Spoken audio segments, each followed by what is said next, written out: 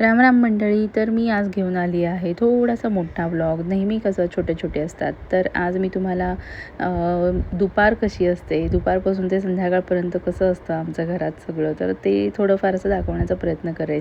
आता मी चालली आहे मिष्टीला शाळेतून घ्यायला आणि जनरली कुशलच जातो रोज, म्हणजे ती मिष्टीचे बाबाच जात असतात, पण आज त्याला थोडंसं काम होतं त्यामुळं मी जाणार होते. मग मी तिला शाळेतून घेऊन आले. हे मिष्टी आल्यानंतर असं मग काहीतरी मस्ती चाललेली असती आणि आज मी तिला शाळेत सकाळी आंघोळ करून नव्हतं पाठवलं, कारण मग तिचे केस धुवायचे होते आणि तिला खूप सर्दी पण होती, म्हणजे होती लास्ट वीकमध्ये.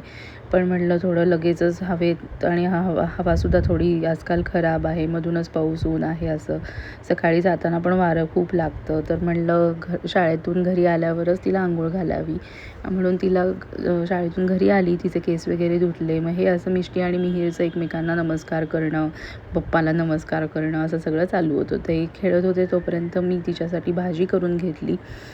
शेपूची भाजी तिला आवडते, ती जनरली सगळ्या भाज्या खाते, पण फक्त फॅन्सी नावं सांगावी लागतात, हा जुगाड करावा लागतो थोडाफार. आणि तिला असं सगळं भरलेलं ताट लागतं, वरण भाजी, तोंडी लावायला काहीतरी. नुसती पोळी भाजी तिला आवडत नाही. आणि तर ती चिडली होती की किती फोटो काढती, किती व्हिडिओ काढती, मला भूक लागली, जेवायला दे, असं. आणि मधूनच जेवता जेवता मिहीर तिला पाणी आणून देत असतो. असं काही ना काहीतरी चाललेलं असतं. बहीण भावाचं बघायला मज्जा येते खरं कधी कधी, पण त्याचं रूपांतर कधीही भांडणात पण होऊ शकतं, त्यामुळं थोडंसं बचके जरा असं सगळं असतं. त्यानंतर असं सगळं जेवण वगैरे झाली. मिहीरला पण जेवण खाऊ घातलं होतं. त्यानंतर मिष्टीचं जेवण झालं आणि नंतर मग मला पण भूक नव्हती फारशी, त्यामुळे मी दहीभात केला होता सासूबाईंनी, त्यामुळं मग मी दहीभातच खाऊन घेतला भूक नसल्यामुळे. आणि मग मिहीरला वगैरे आंघोळ घालून झोपवलं. त्यालासुद्धा आजकाल म्हणजे मिष्टीची सर्दी त्याला पण आली, त्यामुळे सकाळ सकाळ आंघोळ अवॉइड करते मी, 1 आठवडा झालं दोघांनासुद्धा. त्यामुळं त्यालासुद्धा आंघोळ घालून औषध वगैरे घालून झोपवलं आणि तो झोपला. त्यानंतर मला माझ्या बिल्डिंगमध्येच एका मैत्रिणीकडे जायचं होतं दुपारचं.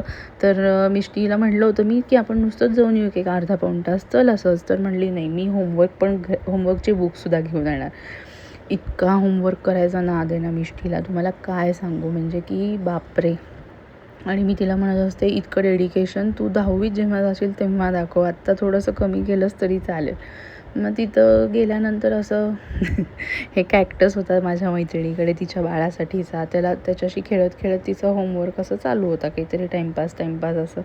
कसा बसा एक पान 1 तासभर करत बसली. मी त्यावेळीच तिला म्हणलं होतं की आपण नुसतं जाऊन येऊ, खेळ तू तिच्या बाळासोबत, तिची खेळणी बिळणी असतील खेळ. नाही, पण आम्हाला होमवर्कच करायचा होता. असो, 1 पान होमवर्क झाला तिथे. त्यानंतर 1 पान राहिलं होतं आणि मग ते घरी येऊन आम्हाला करायचं होतं. घरी आलो आम्ही तोपर्यंत मिहीर उठला होता आणि असं मस्ती चालू होती त्याची काहीतरी. आणि इथे खिडकीत नंतर मिष्टी तर खिडकीच्या आत जाऊन बसली. हे बघा, हे कुठं जाऊन तिचा अभ्यास चालू आहे हे बघा.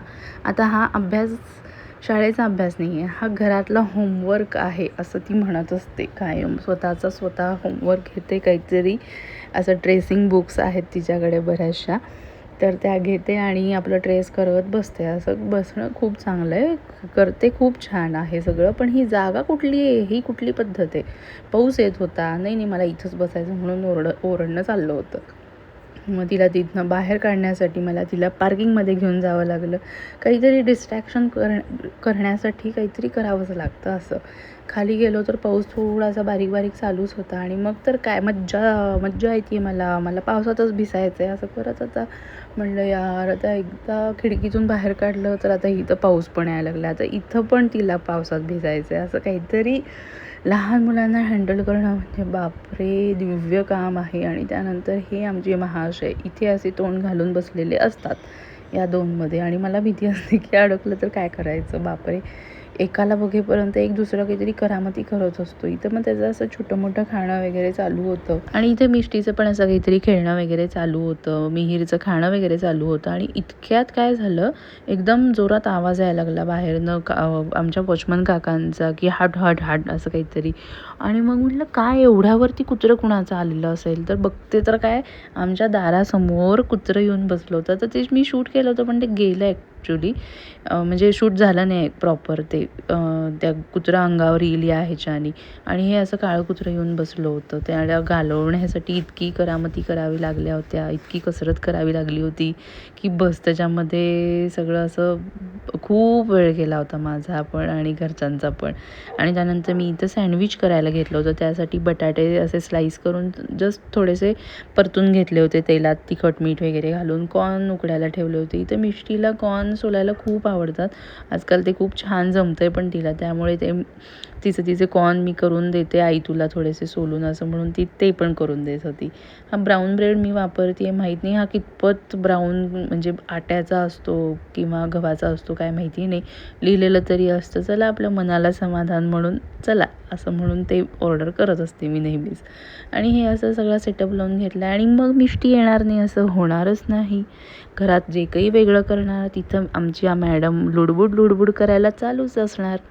त्यामुळं इथं मिष्टी मला तयारी करून देत होती. आणि पण खरंच तिच्यामध्ये खूप फरक पडला आहे. जे मी सांगते ते ती ऐकते आणि तेवढं व्यवस्थित लावते. एक मी तिला लावून दाखवलं होतं सँडविच कसं लावायचं काय. चटणी वगैरे मीच स्प्रेड करून दिली होती आणि त्यानंतर वरचं सगळं ती त्याच्यामध्ये ठेवत होती. एकदम बेसिक सिंपल सँडविच मी असं केलं होतं, ज्याच्यामध्ये ते मेयोनीज वगैरे आम्हाला घरात कोणालाही आवडत नाही ते. फक्त आपली बेसिक पुदिन्याची हिरवी चटणी आणि बाकी सॅलड जे तुम्ही काही घालू शकता किंवा आवडतं ते त्याप्रमाणे असं म्हणून ते असं चाललेलं. आणि मुलांसाठी थोडंसं चीज वगैरे घालून, पनीर वगैरे घालून मी असं थोडंसं केलेलं होतं. आणि खूप एकदम बेसिक असतं, फार काही असं फॅन्सी जसं बाहेर 3-3 स्लाईसचं वगैरे मिळतं असं काही नाही घरात मी करत. आपलं रेग्युलर बेसिक 2 स्लाईसचं. आणि हे असं मस्त थोडंसं मला कच्चं सँडविच पण खूप आवडतं, असं जे बाहेर मिळतं ना विदाऊट ग्रिलवालं, ते मी असं माझ्यासाठी केलं होतं. आणि नंतर खाणं पिणं वगैरे झालं. मिहीरला खाऊ घातलं, मिष्टीला पण खाऊ घातलं आणि तिला इतकी झोप आली होती.